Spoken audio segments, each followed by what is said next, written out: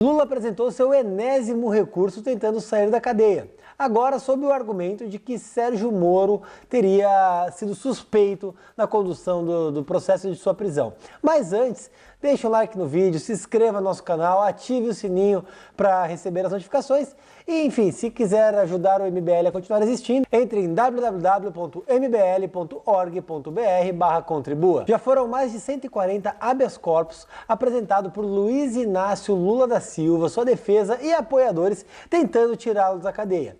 Todos os recursos foram negados, absolutamente em todas as esferas recursais possíveis. De toda forma, a defesa de Lula não se cansa de fazer pirotecnia, fazer um show político com base na condenação do ex-presidente e agora apresentou mais um recurso de habeas corpus pedindo a soltura do ex-presidente com base na nomeação de Sérgio Moro, juiz que condenou Luiz Inácio Lula da Silva e determinou sua prisão. Agora, a base do pedido sustenta-se no seguinte ponto, que Moro se tornou suspeito, que não houve imparcialidade no julgamento, que o Moro era um agente político e que, em razão disso, Lula teve suas garantias fundamentais atacadas, achacadas pelo Judiciário e por Sérgio Moro. E, em razão disso, Lula teria que ser solto. Bom, o recurso caiu na segunda turma nas mãos de Edson Fachin. E é exatamente esse o ponto que eu quero trazer para vocês, que a gente pretende conversar. Edson Fachin, numa medida acertada, não decidiu sozinho, nem determinou a soltura via liminar ou a manutenção da prisão do ex-presidente. Edson Fachin encaminhou o julgamento do recurso para a segunda turma do STF. Essa turma que hoje é composta pelos seguintes ministros: Lewandowski, Gilmar Mendes, Carmen Lúcia, Edson Fachin e Celso de Mello. E aí eu vou tratar com vocês sobre como deve ser o julgamento e a postura desses ministros. Vamos partir aqui pelo próprio Edson Fachin. Edson Fachin é um ministro que, apesar de indicado por Dilma Rousseff, é conhecido por ser um ministro de mão pesada. Ele tem uma postura legalista, ele tem uma postura pouco progressista e muito contrária aos réus da Lava Jato. O Edson Fachin já demonstrou isso em julgamentos anteriores, inclusive em julgamentos do próprio Luiz Inácio Lula da Silva. O encaminhamento dele para a segunda turma traz, inclusive, uma preocupação do ministro com a legalidade e com eliminar a retórica e eventuais nulidades a serem suscitadas pela defesa do Lula. Fachin deve dar um voto, sim, pela manutenção da prisão do ex-presidente. Aí vem o ponto ruim da história, ministro Lewandowski. Todos sabem que Lewandowski ficou famoso por ser o presidente do STF, por presidir a sessão do impeachment.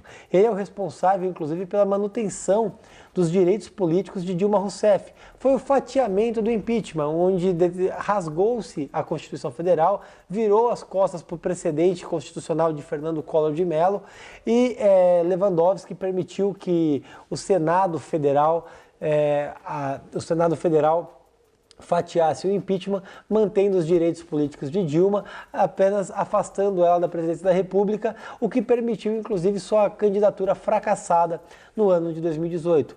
Seguindo os precedentes do próprio Lewandowski, inclusive na sessão que validou a prisão de Lula, acredito que Lewandowski deva sim votar a favor do ex-presidente, é amigo do ex-presidente e deve votar pela soltura de Luiz Inácio Lula da Silva, inclusive validando o argumento esdrúxulo da defesa de que Sérgio Moro teria maculado o processo. A ministra Carmen Lúcia, ela também tem tido decisões favoráveis à manutenção da prisão de Lula, teve um papel preponderante para que a prisão dele fosse validada e deve dar o voto contrário a Luiz Inácio Lula da Silva, mantendo sua prisão.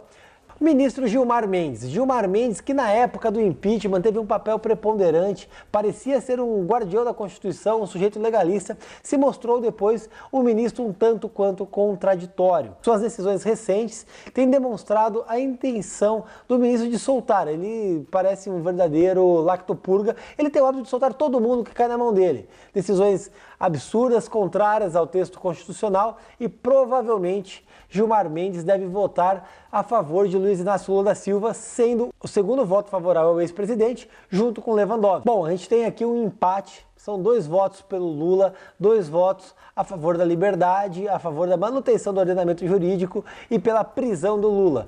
Então, portanto, quem seria o voto de Minerva nessa conta? Seria justamente o voto de Celso de Mello. Celso de Mello, que é o decano do STF, é conhecido por ter uma decisão legalista. Ele tem uma linha um tanto quanto pesada e deve ser o terceiro voto que vai sacramentar a manutenção do ex-presidente na cadeia. Agora a gente passa para um segundo ponto da análise. O argumento da defesa do Luiz Inácio Lula da Silva é completamente inconcebível sob a ótica do ordenamento jurídico. Não há um fato necessário a macular todo o trâmite processual. Inclusive é bom lembrar, é sempre importante lembrar, que Lula foi julgado em primeira instância, foi julgado no TRF, segunda instância, foi julgado pelo STJ, pelo STF e todas as instâncias que julgaram o ex-presidente, inclusive com a sua grande maioria de ministros, de juízes e desembargadores, atestando a legalidade do pleito. Inclusive, o próprio ministro Dias Toffoli, ministro este que foi advogado do PT, que foi indicado por Lula, validou todo o trâmite e disse que, além do impeachment ter sido constitucional, a prisão do ex-presidente é constitucional. O que a gente vê aqui não é uma tentativa do ex-presidente em alguma forma conseguir o habeas corpus e sair da cadeia. O que o ex-presidente tenta a todo custo é fazer pirotecnia, se manter no debate político, se manter nos noticiários, atacando o atual governo, atacando o presidente recém-eleito Jair Bolsonaro e tentando atacar a imagem, a memória, aquilo que representa Sérgio Moro. Se a gente pega hoje a pesquisa Paraná Pesquisas, 82% dos brasileiros aprovam a nomeação de Sérgio Moro ministro da Justiça do Brasil. Então o que tenta Lula? Lula tenta, de alguma forma, utilizar a imagem de Moro, dizer que ele se tornou político e que, em razão disso, todo o seu procedimento, invalidar tudo que foi anterior a isso para tentar galgar a liberdade. Lula, inclusive, que está preso, condenado em segunda instância, o que tornou ele ficha suja, impossibilitou a sua candidatura justamente por ser ficha suja, teve validada em todas as instâncias a sua prisão. A pirotecnia que ele tenta criar nada mais é do que uma cortina de fumaça para atacar Jair Bolsonaro, atacar Sérgio Moro e garantir o discurso aos políticos petistas. Ele busca com tudo isso garantir o discurso de Gleisi Hoffmann, de todos os deputados do PT, para ter, na qualidade de opositores, poderem atacar dia após dia Jair Bolsonaro. Lula é um presidiário, é um preso, vai continuar preso, deve ser considerado culpado nos processos de Atibaia, ter sua pena agravada. Considerando a idade do ex-presidente e seu status criminal, a única forma dele sair da cadeia será indo para o túmulo.